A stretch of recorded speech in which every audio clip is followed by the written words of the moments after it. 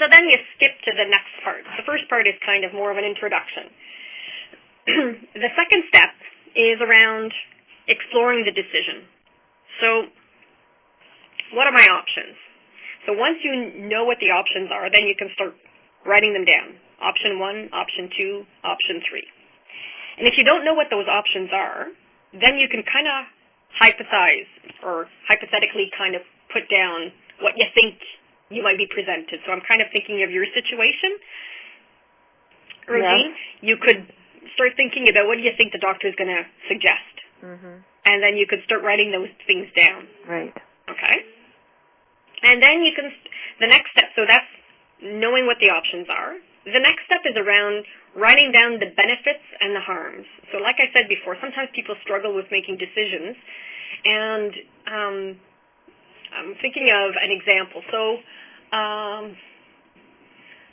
one of the things I hear sometimes from patients is around, oh, if I go back on chemotherapy, I know I'm going to lose my hair.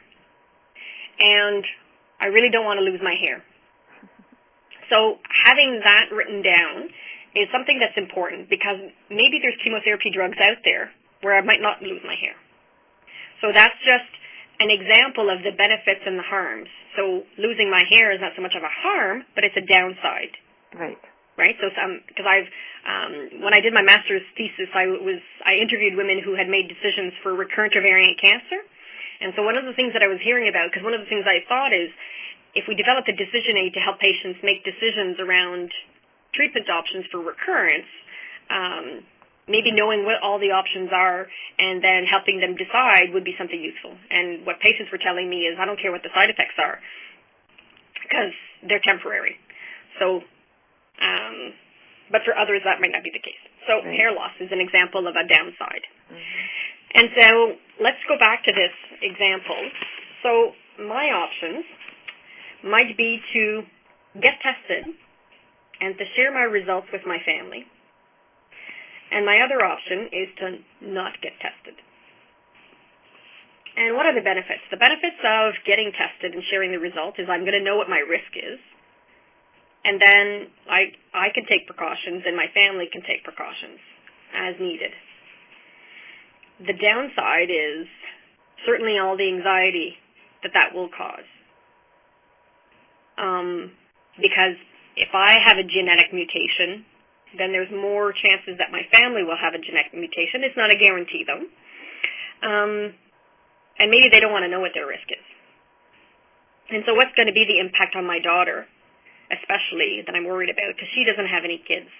So if she finds out that I have a genetic mutation, you know, what does that impact on her? Is she going to be thinking about having her ovaries out? And I don't want to be imposing that on her. And then the don't get tested, well, there's less stress on my family because we don't have to start having this discussion around the implications around the results. I mean, it's good news if I'm negative, but if I'm positive, then there's certainly implications. The harm around not getting tested, well, I don't know really the risk, and I'm actually maybe thinking that the risk of, you know, if I have a mutation, then I really don't know. Does that mean that they're going to have cancer for sure? And so I'm not really clear about what does that mean. The next step in using a decision aid is really to look at putting stars. And the stars is about flagging what is most important to you. So in all of what I've just talked about, what's most important to you or what is influencing my decision a lot, certainly there's a lot of benefit, but I'm really worried about the implication that this will have. So you're putting stars to identify what is important that you want to communicate. Does that kind of seem clear with this step? Yes, and putting it on paper will really show. Yep. You know, where you put the stars, like it'll really help you make a decision. That's for sure. Yeah, and the other thing that this helps is sometimes people say, one of the things I'm struggling with is I've already decided what I want to do, but how do I kind of have that discussion with my family and explain to them why I've decided to do this? So So sometimes writing it out and putting the benefits and the harm, but the star piece is the piece that is helpful to communicate to somebody else. And sometimes in making decisions, you can even have somebody else use this for them to fill out, and then they could put their own star. So even if they're not the person who has to make the decisions or the person with the cancer, they can still put, here's your option, here's where I see the benefit and the harm, and this is what's most important to me. And so then you start looking at where are we the same and where are we different? And then you can start having that discussion around where you're different. Right. So if you skip to the next slide, this piece is around exploring the decision. So if you already have an idea of which option you prefer, then you can tick that off. So right now, I'm the person making the decision around the genetic testing, and I'm unsure. So which option do you prefer? I'm going to tick out unsure because I don't know. Then you start looking at support. So do I have enough support to make this decision? So, and right now I was talking about all of this implications for my family. So what they think about all of this is really important to me. So one of the first things as well is to look at your role. So we talked about the roles before. So identifying that is really important for yourself, for the people that you're making the decision with, and also for the healthcare provider. So whether or not I want to share the decision and with whom.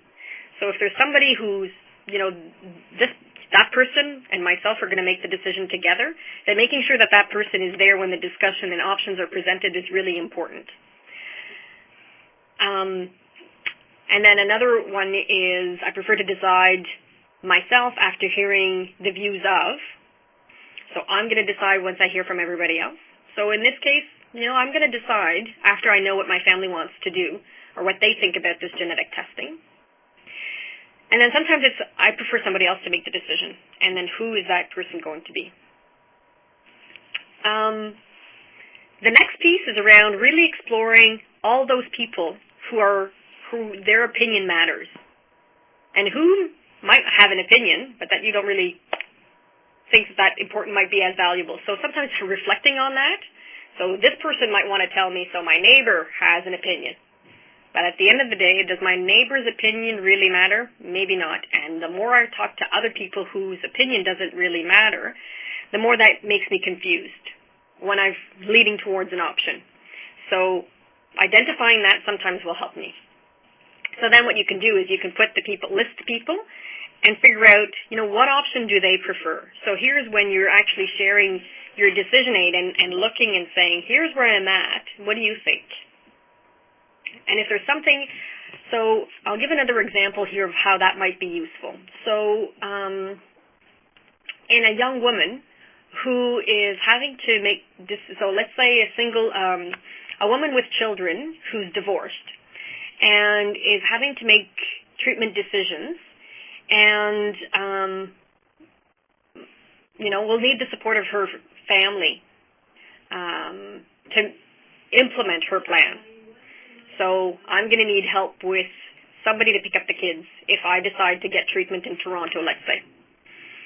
Who am I going to live with in Toronto, or who's going to take care of my kids once a week when I go out of town to participate in a clinical trial, let's say. So one of the things is how can this person help? So it might be around flagging who's going to need to do something very precise and specific for me and articulating that piece.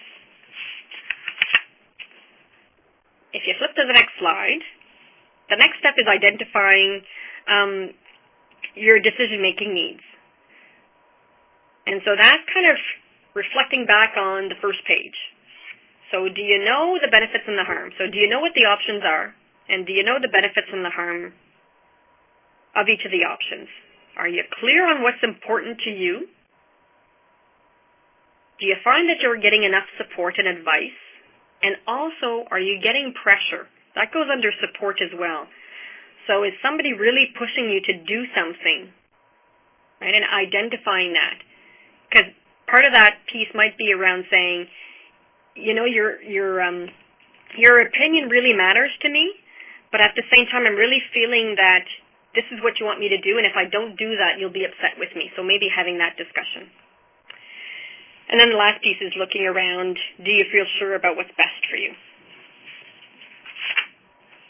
Because if you're sure about what's best for you, then maybe the challenge is just communicating your decision to people, and it's not so much deciding.